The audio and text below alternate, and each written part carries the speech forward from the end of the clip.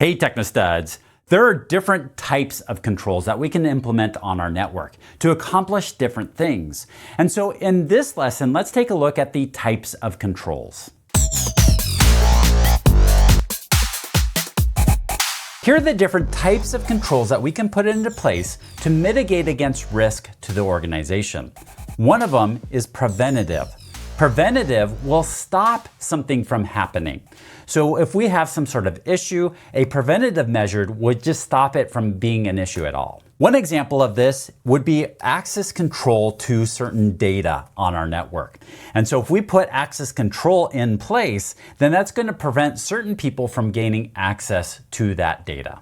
A deterrent doesn't stop an action from happening, but it's going to make it a lot harder for something to happen, and hopefully to the point where somebody's not going to want to take those steps to make it happen. So if an attacker is trying to get into the network, they're not going to want to get into it. A good example of this is a cyclone fence.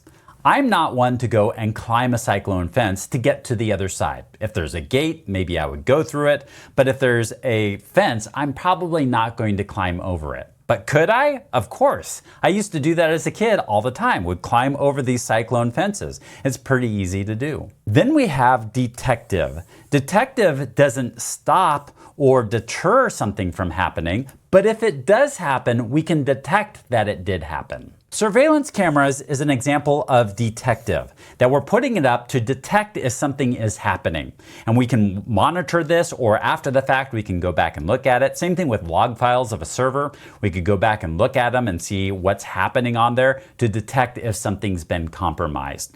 So the video cameras also could be considered a deterrent, right? Like a lot of times people will see a security camera and then not want to break the law or climb a fence or do whatever the case may be because there is a security camera. So it could fall in more than once, but one of the examples here is detective. There are also corrective controls. These are the controls that we put into place to stop something from happening if it's happening. One example might be is if a hacker is breaking into our network, then we can unplug the network so that way it's no longer at risk. Of course, we still have an issue here that we need to fix, but this is the corrective action to stop the hacking from happening. So once we stop that hacker from hacking our network because we unplug the network, we still have a problem.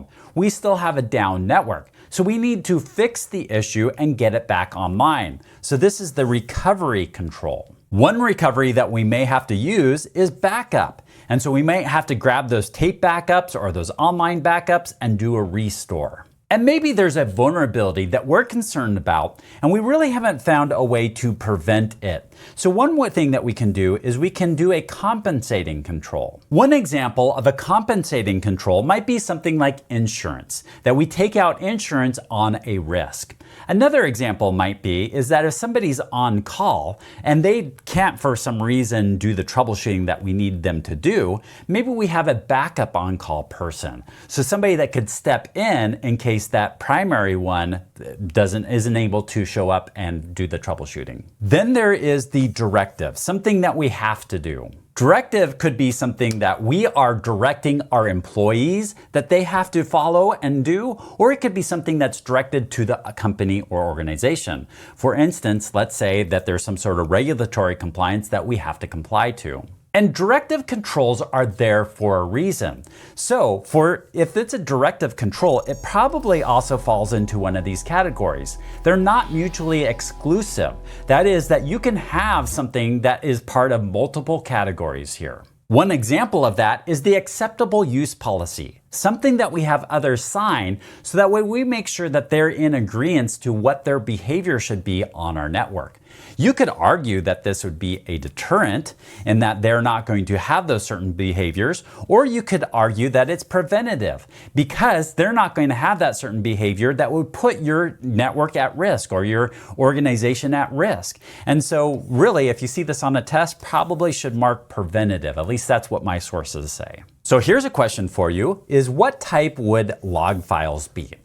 And the answer to it is it's detective, that we're able to go back afterwards and see what are the logs and see what has happened on that server to be able to detect what is going on that server. And the same thing with a SIEM, a security information and event management system. So what happens is these log files get ported into the SIEM and allows it to do some analysis and across multiple systems to see what's going on our network and even start alerting us because it's doing that detective work.